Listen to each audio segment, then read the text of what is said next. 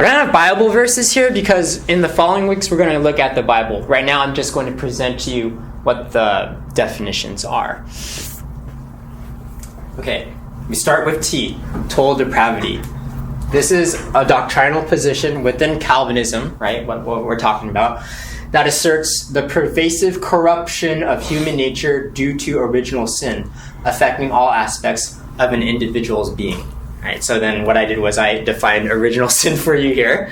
Original sin is the doctrine that, as a result of Adam's fall, all mankind are sinners by nature, having a propensity to sin that underlies every actual sin. So in layman's terms, I believe that I'm a sinner, not just because I do sin, but because in my heart, that's just my nature. That's who I am. It's a hard truth for people to hear because we don't like to be told that we're bad people from the get-go. You know, a lot of times we like to hear, like, hey, you're a good person, right? And like, regardless of like our actions and anything, we just like to hear that we're good people. We believe, or Calvinism teaches, that no, all mankind are sinners by nature. So in our heart of hearts, we are sinful sinners. Questions on that one? And original sin is important because it does stem from Adam. So even though it's not like I did any sin in my life, let's pretend, I am just sinful because of Adam. So it does like trace back to Adam, but I own that. I'm still like responsible. It still affects me. Now the reason why that's important is because we later see that Jesus, his blood is able to cover us and he becomes like the second Adam. So that's kind of why it's important that we include that aspect of it, that it does stem from Adam. It kind of goes over all of us. So in the same way when Jesus dies, his blood would go over us too. But anyways, that's for a second point. Unconditional election is the U, all right? In case you're totally new to this, Calvinism, the Doctrines of Grace, TULIP, it's all the same, okay? And that's why it's an acronym. So we just did T, now we're going to do the U, and then we'll go through the rest of them. Sorry for not making that clear from the beginning. Unconditional election is the U, a doctrine within Reformed theology. Okay, so all of this is also called Reformed theology. I'm throwing a lot of terms at you here. Asserting that before the foundation of the world, God chose certain individuals for salvation based solely on God's own will. Okay, this is the predestination aspect of it. This is probably one of the more contentious things. So before the foundation of the world, meaning before the earth was even created, okay, before mankind existed, God said, and in his mind he thought, that I'm going to create and choose people to save. And so the whole story of salvation was already in his mind before Genesis 1. So we're talking about like even before like the Genesis 1:1, the story of Adam and Eve. It was already in God's mind that he would choose certain individuals for salvation. And this is important, based solely on God's will, meaning that he doesn't choose because, some people are going to be good and some people are going to be bad. He doesn't choose because of intrinsic qualities inside a person. No, he chooses solely on his own will. He chooses whoever he wants. That doesn't mean arbitrary, okay? That doesn't mean randomly. That doesn't mean without thought to it, but it means that he chooses just because he wants to. He has a will. So a lot of times we don't think of God as a personal being. We kind of see him as maybe like amorphous or like kind of like far off and unrelatable. But the beauty of this doctrine is actually that, God is a person. He does have a will, in the same way how we're people and we have wills, we have desires, we have wants. And for this thing is to say that God chooses and he wants to save certain individuals. It's not random.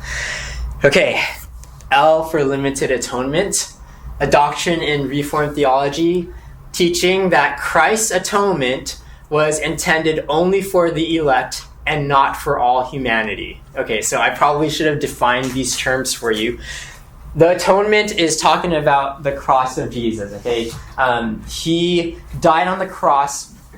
Before he died on the cross, our relationship with God was broken. We weren't together with God. We were severed from God, separated from God. When he died on the cross, he made us at one with God. That's the atonement. His blood covers our sin. We're forgiven for our sin. And now the relationship with God is restored. Forgiven sin. That's the atonement. So Jesus' death on the cross, his blood, the covering of us by the cross, was intended, meaning purposed, only for the elect. Only for those whom God chose before the foundation of the world.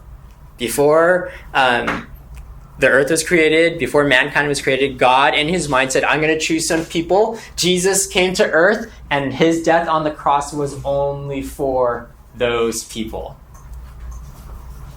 not for all humanity. Jesus' death on the cross didn't die for everybody, only for the elect.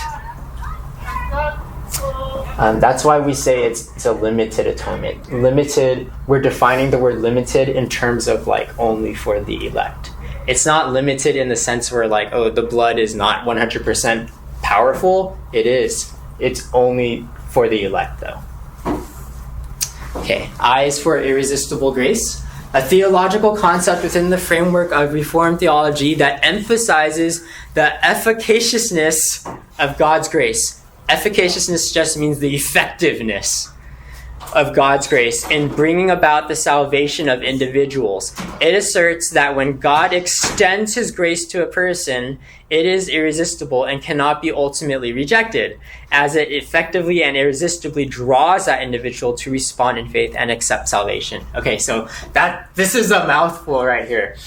That God's grace is effective, and we're talking about grace not as just like, oh, like I extend grace to you, but God's grace is actually an agent. It's like a working thing that will do something. And the thing that it does is that it actually brings about the process of salvation.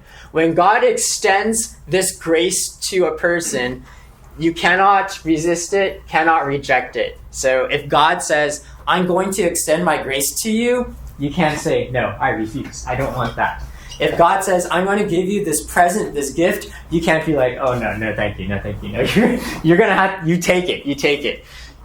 You cannot reject it. It's irresistible as it effectively and irresistibly draws that individual to respond in faith and accept salvation. So as God gives the person the gift, that grace actually changes the heart of the person to want to say, yes, I want that, thank you. Okay, and that's why the person will not say, no, I don't want it. No, it's because the grace actually changes the heart to say, yes, I want that. And you could use the language of, I choose that, or I accept that. It's God's grace that actually does that. You could just imagine the silliness, okay, of the picture of like God. Okay, God, the sovereign creator of the universe, most powerful person, like you can fathom, saying, you're going to accept this gift of grace that I give to you. And you're like, oh, no, I'm not. It's like crazy, right? Like, that's like the picture that we're presenting, okay? You're going to say, yes, I want that. Okay, finally, P. Sorry, I didn't put it there. Perseverance of the saints. The view that people who are truly part of God's elect will remain faithful to Christ and will not fall away from the faith. Okay, so this is like talking about losing your salvation, right? Or like the term losing your salvation would respond to this doctrine. If you're truly God's elect, okay, if you were truly chosen before the foundation of the world, you will remain faithful to Christ and will not fall away from the faith. Let's keep using that picture, okay? You will take that grace and you won't like let it go. It won't leave you. You won't be like, oh, okay, never. I took it at one point, but you know what? No, I give it back to you. I don't want that grace anymore. Like you can't do that. That's at least what the doctrine is teaching. The doctrine is teaching that the grace that is extended to you, you'll be like, okay, I take that, I accept it, I receive it. And it's not even you that holds on to it, but it's the grace of God that actually holds on to you, that will keep you tethered to God.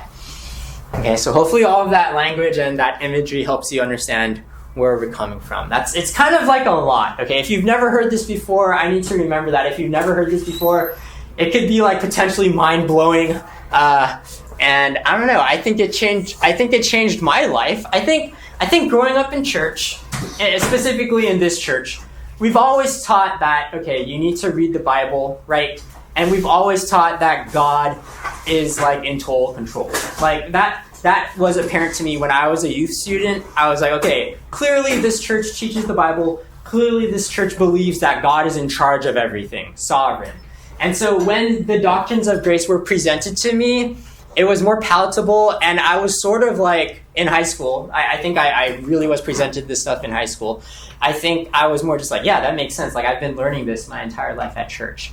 At this church specifically. If you did not grow up at this church, or if you did not grow up as a Christian, okay, then yeah, I can see how this could be totally like different for you.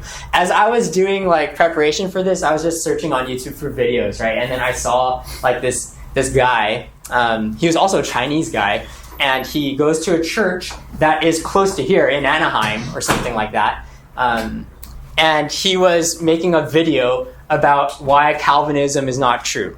Okay, and so I was like, oh man, like should I use this lesson and like debunk what he's saying? And I was like, no, because we're just gonna go through this. But all that to say that like, yeah, like this, what we're teaching here, like your friend that is also a Christian might not believe it, or if he does believe it, he might not be able to articulate it. He might not be like, oh yeah, like I believe in the doctrines of grace. You know, like they might not even know what that is. And so the whole purpose of this whole tulip lesson unit is to get us familiar with it, the language. And so yeah, when you go to college or whatever, you'll know all this stuff.